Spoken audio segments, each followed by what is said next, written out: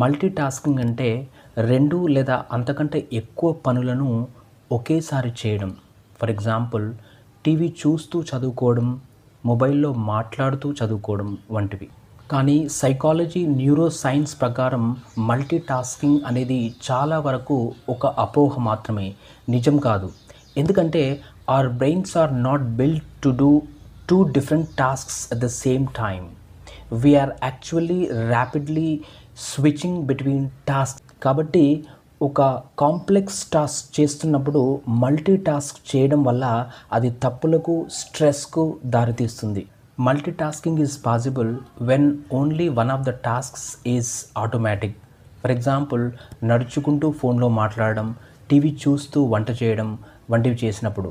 కానీ ఒక deep study చేయాలనుకున్నప్పుడు, ఒక కాంప్లెక్స్ టాస్క్ చేస్తున్నప్పుడు ఖచ్చితంగా మల్టీ టాస్కింగ్ మనకు ఉపయోగపడదు.